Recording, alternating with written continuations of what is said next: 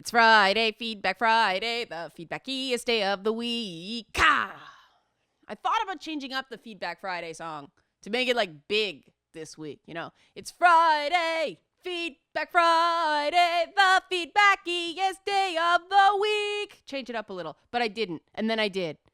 You can tell I'm a little bit punchy this week because it was a very busy week.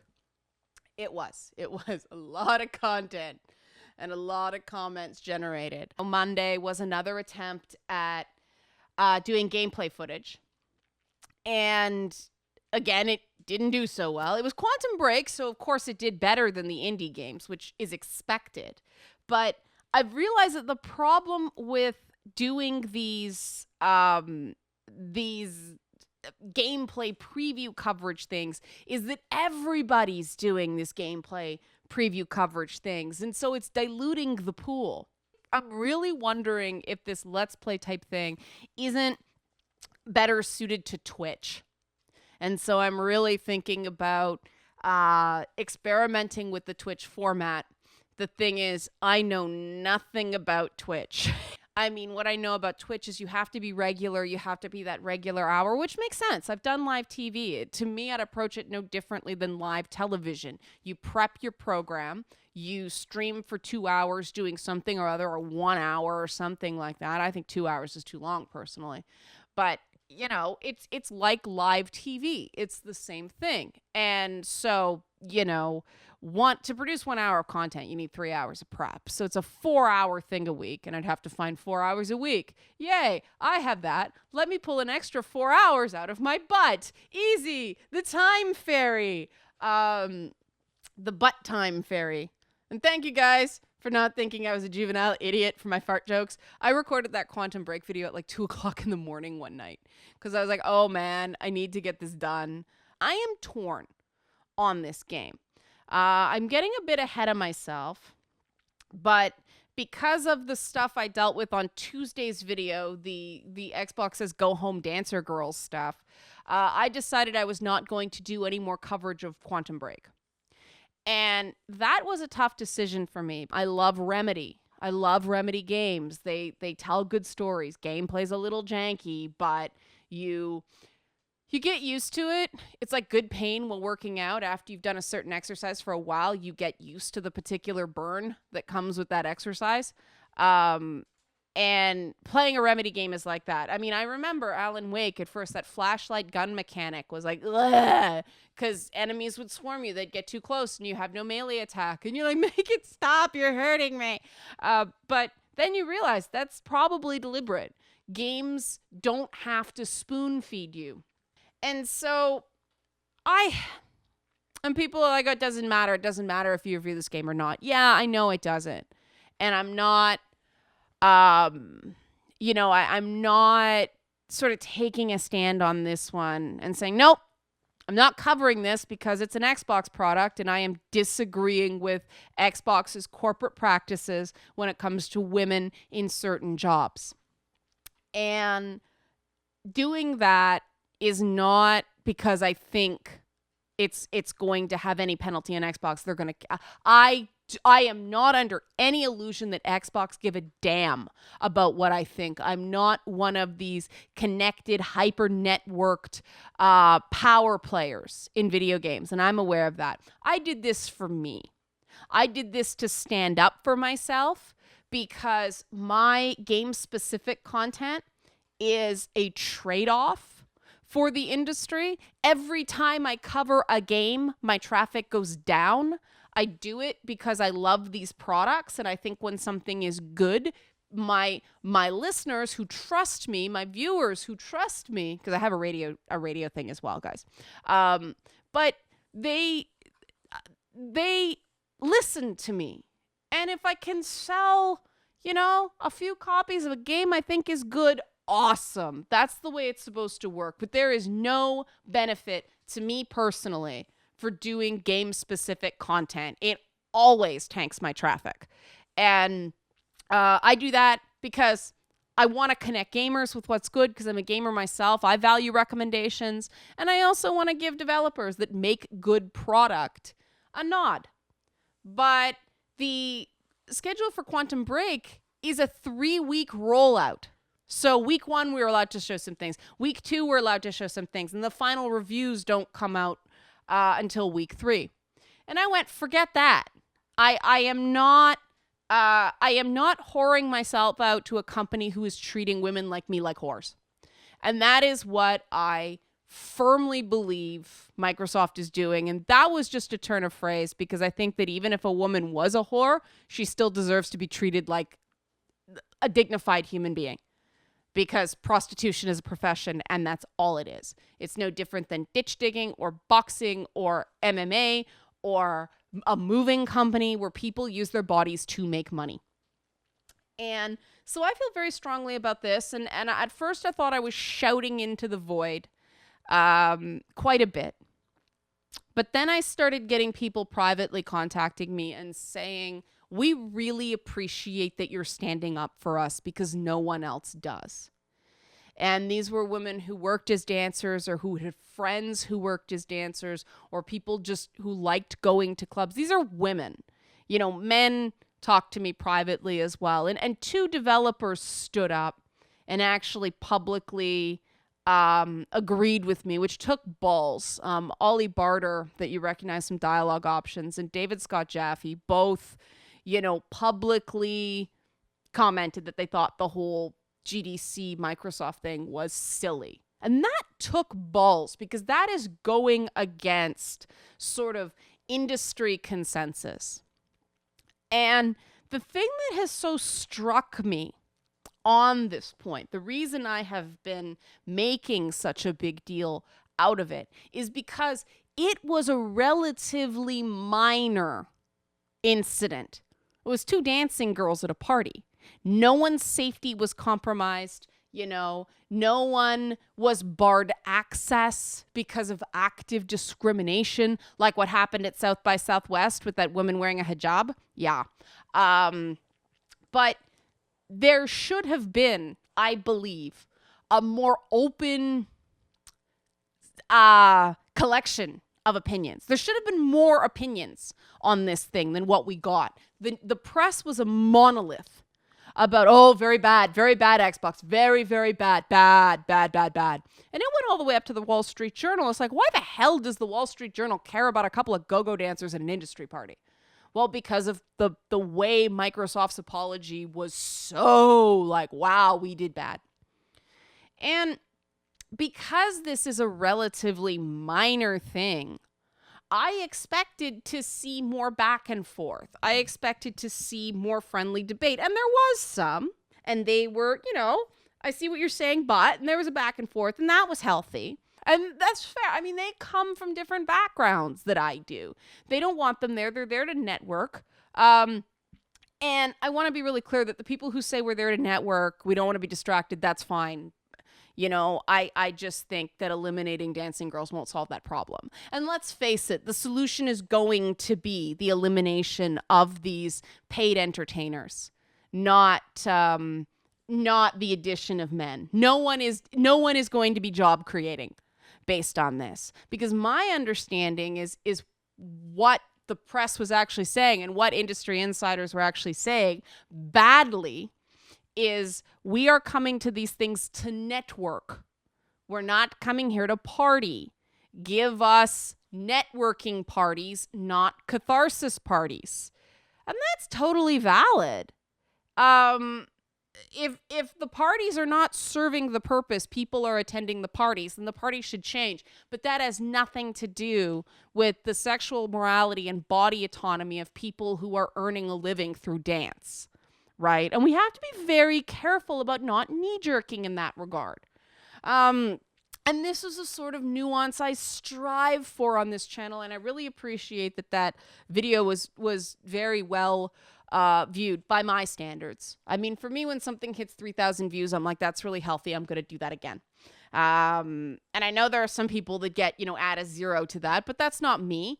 And I base on what I get. And 3,000 people watching something is nothing to sneeze at. It's a large enough sample size that it's like a survey. You get 1,000 people, it's a fair survey. And so when I get hundreds of comments on something, and they all seem to be essentially not saying the same thing. And that's what I love about you guys. Your comments don't say the same things. It's not an echo chamber. You guys bring your own perspective to things. And some people will come at it from this perspective on an issue, and someone else will come at it from this perspective an issue. And I can see where the consensus forms. And I love that about you guys, because you have the guts to speak your own minds on this stuff. And I know that's because I keep things free. I don't censor comments. I'll shut down comments before I start deleting comments.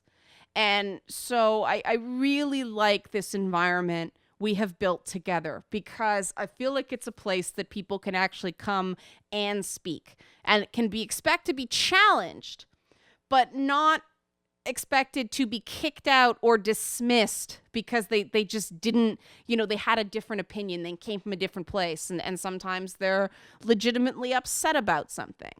And I'm really glad that we at least have this tiny corner of the gaming internet where you guys act like grown-ups and self-moderate and treat each other with respect, even when you don't agree. And that's awesome. It shows it can be done.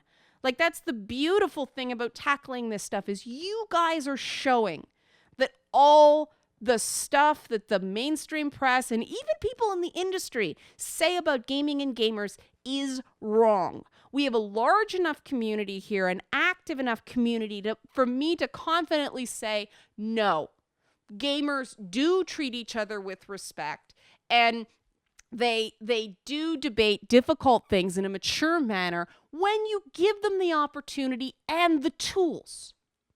And, I noticed that going over to the Cosplay Dossier column I wrote about that was a moderated forum, and the comments were way less respectful than the stuff you guys post here. I mean, and the thing that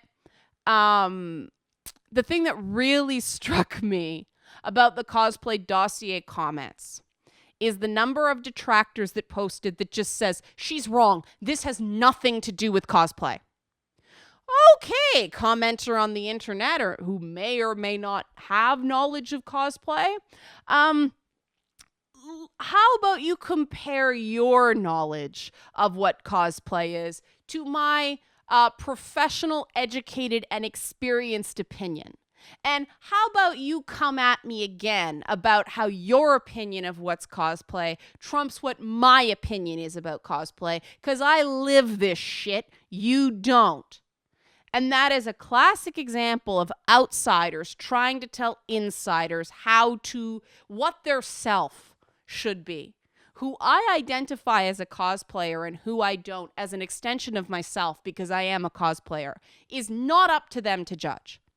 And we lecture all this crap about inclusivity and blah, blah, blah. It's not. It's concentric circles of exclusion with certain people trying to be the damn plastics of video games. And by plastics, that's a Mean Girls reference.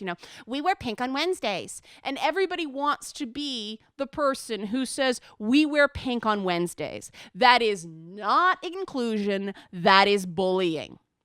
Inclusion involves tolerating things that make you personally uncomfortable. That is inclusion, And I say this as a person who most things do not bother me. Cruelty does.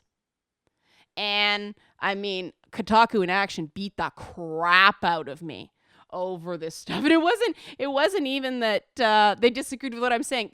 People on Kotaku in action, notice I said people on Kotaku in action, but it was weird. Like, it's like the people that support me on that board were asleep this week. But they were mad. This is very strange. They were mad that they agreed with me on this because they want me to drop the fucking feminism so they can agree with me all the time. What happened to freedom of opinion and not having to agree 100% on things? Who cares what my beliefs are on other things if I'm right about this? Like, and this is what happens when things calcify or ossify. You know that, I don't know if you guys know this about human development, but when when we're young, our bones are less rigid because baby skulls are formed in pieces so they can pass through the birth canal. And the skull can kind of compact slightly. There are flex points. And then as the kid gets older, they fuse. That's why there are those sort of sutures on a skull. And the older a person gets, the more their bones ossify. They become stronger but less bendy. And I learned about this because it's a major issue with young dancers, that if you force a turnout and the turnout is not coming from the hips, it's coming from the knees, kids can end up bow-legged because their bones are still warpable. And this happens with online groups, with websites, with political parties, with consumer groups, with activist groups. If you are not constantly watching it, if you are not constantly keeping yourself honest, you ossify. And it means you become more brittle, more rigid, and less likely to adapt and bend instead of break. And all groups really have to watch that. And I have to watch that myself. And that leads to accusations of inconsistency. But you know what? I'd rather be self-assured enough to change my mind than, and I'll say, I didn't used to believe this. I do now. My opinions on certain game franchises change. My opinions on certain issues change because you know what? They evolve, right? I mean, a classic example, the issue evolves as well as a classic example for me is the whole decriminalization of marijuana issue. I am violently allergic to marijuana. Like, I get blasted in the face with purple haze. I have to go lie down. I'm sick the whole day.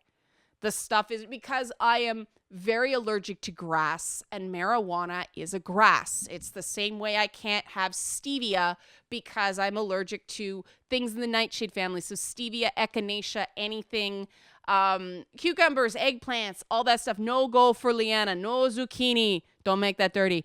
But that's my thing. And so my big concern about the decriminalization of marijuana is I already can't go to concerts because of the marijuana smoke. And I love live music. Like you guys may have seen the Golgo Bordello t-shirt I wore on Thursday's interview. I didn't realize I was wearing that. I love that shirt. It's one of my favorite shirts because I love that album.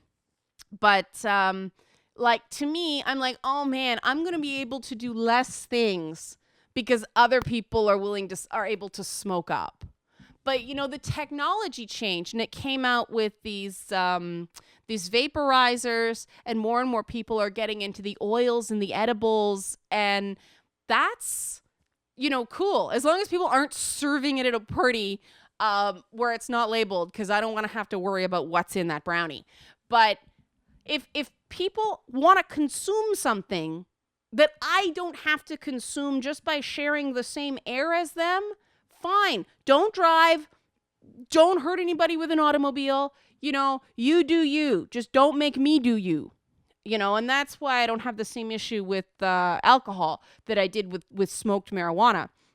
And so the issue, the products that were popular evolved, and people started realizing that no, you just can't start smoking everywhere. There have to be other ways to deal with this stuff.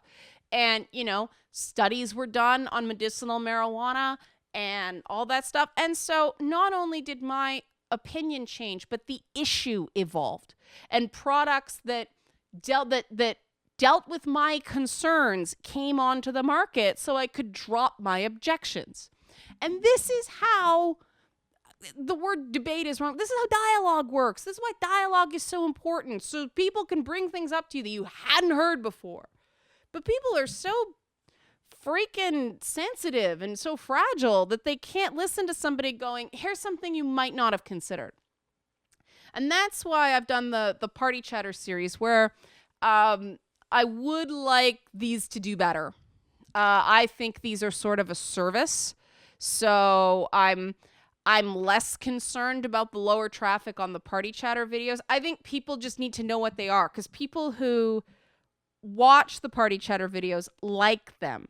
And it's I think it has a healing property for a lot of gamers because they can hear the stories of regular people and they feel like their stories are at least partially being told. Gamers' voices are getting out there. I'm building a record of gamers' experiences so that there is something out there when these stereotypes start flying around. It's no, here's what gaming means to one person at a time through their own words. So I'm prepared to take less traffic on the Party Chatter series because I think it's very important. And I really like this week's with James because, he talked about living in the South, going to church during the Dungeons and Dragon moral panic. I mean, that's history collection, right? That's stuff that we as journalists should be collecting. Because it might not be important now, but that's important for our understanding of gaming going forward. Right? If we don't remember history, if we don't learn from history, we just keep repeating the same damn mistakes, and that's what's happening. And so, I'm happy that people like the Party Chatter videos. And that's when you guys don't have to worry about ratings on that one. That one is protected because I see reasons beyond traffic for doing those. That's not shilling for a game or a game company. That is actually allowing you guys to have a voice. And that's very important. And somebody asked me, can it be somebody from outside the West? Yes. But if people don't point out somebody exists, I can't interview them. So yes, it's not just Western gamers, guys. It's anybody. The only thing is, it is through Skype, and Skype is unreliable in terms of audio quality. I find Skype interviews during the day are much better than the Skype interviews conducted at night because there's more people on Skype at night, and the audio quality drops accordingly.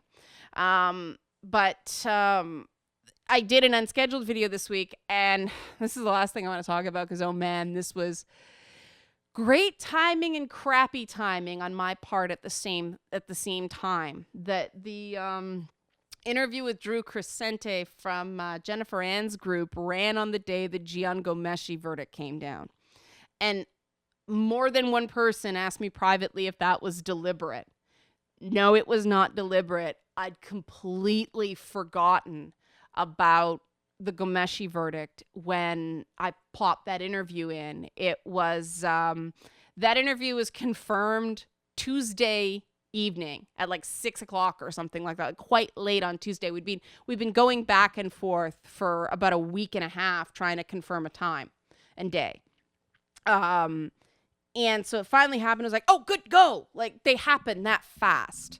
And so it was like booked on Tuesday, recorded on Wednesday, aired on Thursday, because I wanted to get it out fast so that the game developers I know who are looking for exposure and looking to get their name out there and get some money too, recoup some of their costs, could be aware of it and have a maximum amount of time. And so it happened to run on a day, and on a day where a high-profile related case, because let's face it, the Gomeshi case is dating violence in adults.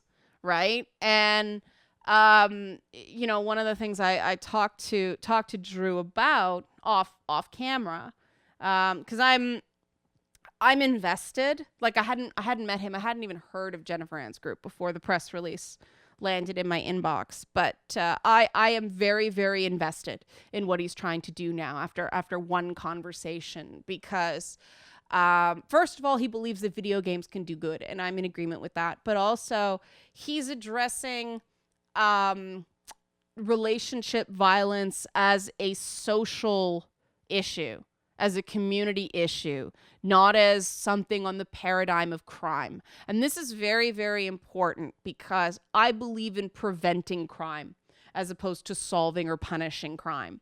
And I mean, this is a huge takeaway from every story we get about this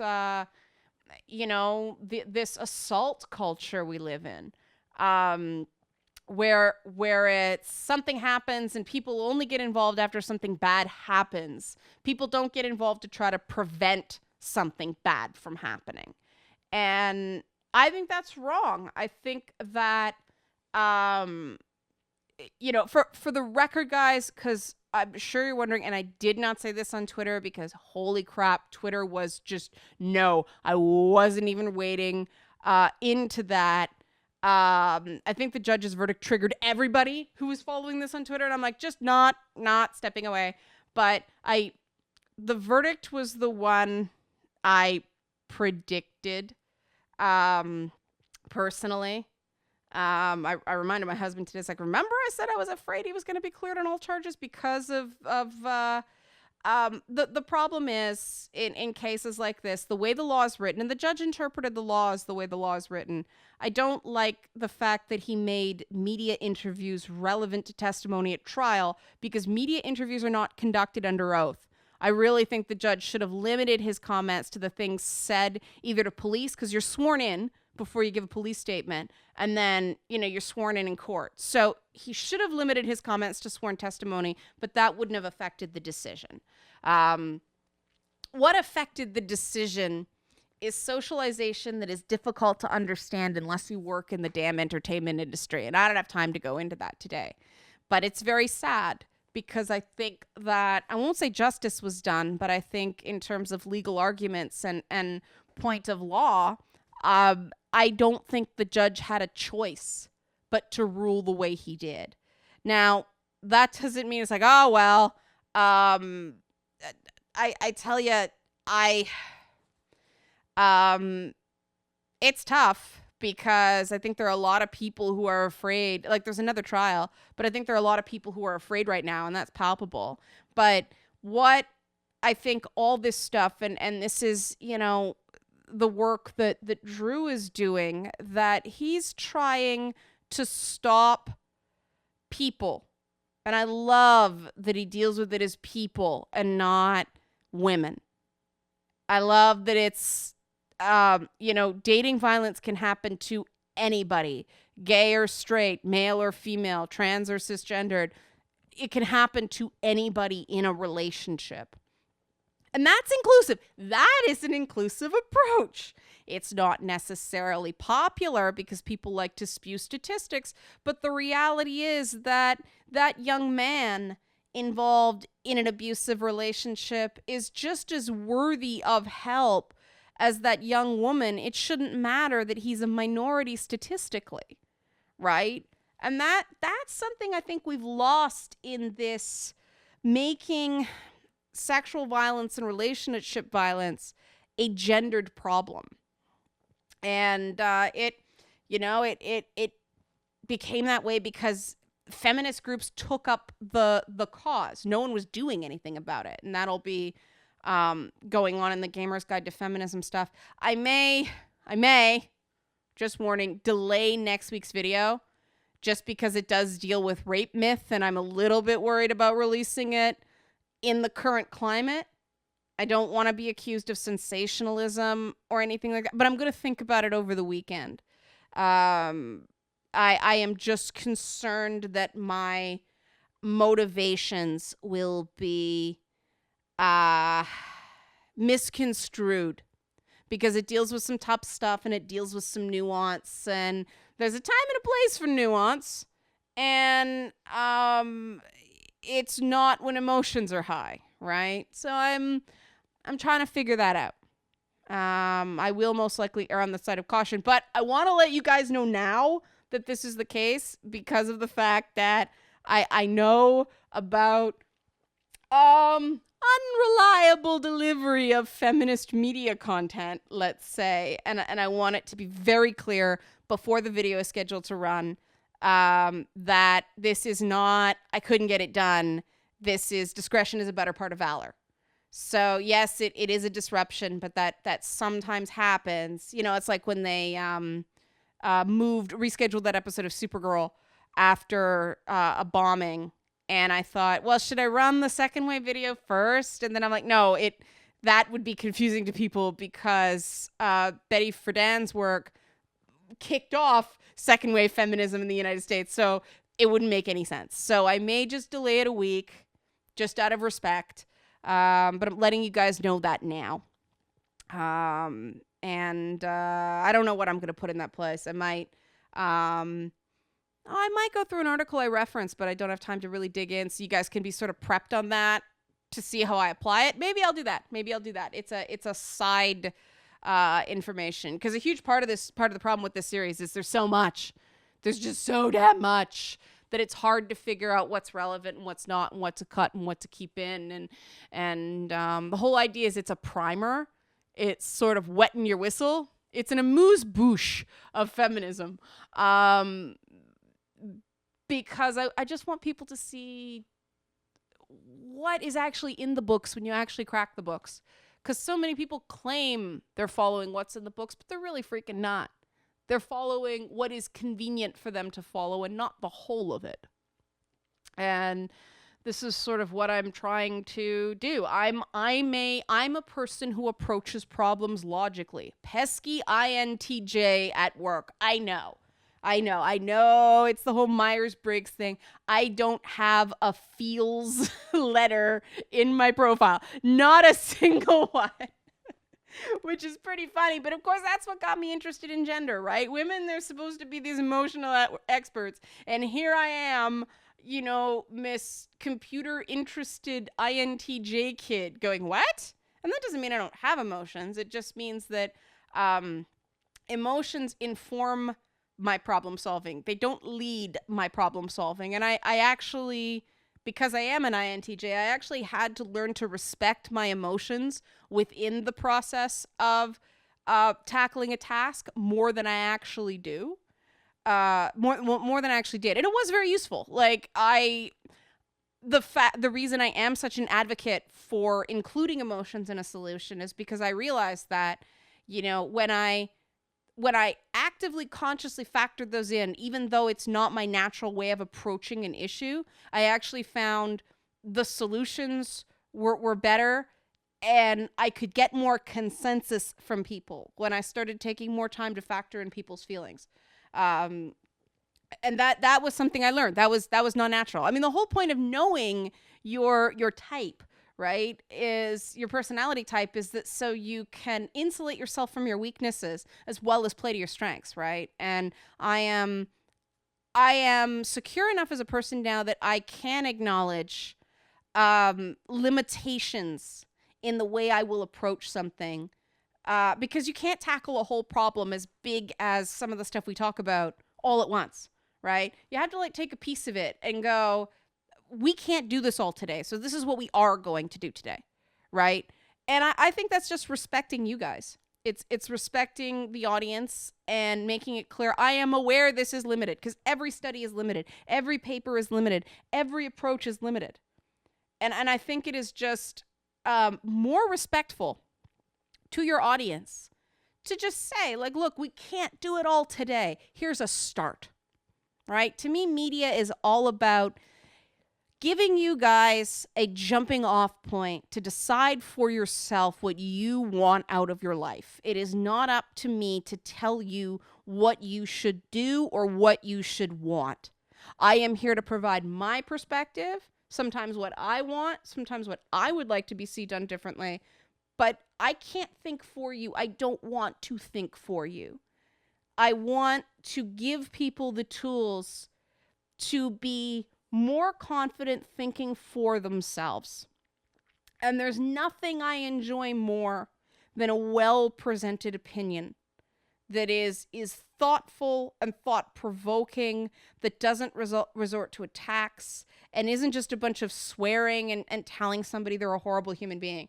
And those inconsistencies that some people who don't like me very much claim it's actually not an inconsistency at all. It's the fact that I can agree with someone 100% in their position, but I will adamantly disagree with how they got there. And I think it is more important that someone gets to their position through an ethical and honest way than that they agree with my position, if that makes any sense. So if someone is espousing a viewpoint I agree with, but throwing a whole bunch of people under the bus and hurting people to do it, I am not going to support that argument. And I think that's something that a lot of people don't understand about me, is that I am not a ends justify the means person. I am very much about your journey has to be one that you know, uh, what is it? First harm ye none? Is that the way it goes? That's my, pagan underbelly showing. Um, it's also my lawful good alignment showing. I know, guys. I'm a lawful good. I'm the most annoying alignment in the D&D alignments. I can't help it. That's why it's an alignment. It's the way I'm aligned. I like rules as long as they do good for people. And I slip into lawful. It's funny because I am lawful good on every single test of which personality, which alignment are you? But I could not keep a paladin lawful good in Neverwinter Nights to save my life. I kept slipping into neutral good and losing all my powers because my interpretation of lawful was different from the game's. That experience is probably what got me interested in game design, believe it or not. That disconnect, that dissonance. But that's a story for another time. Guys, have a good weekend and thanks for listening.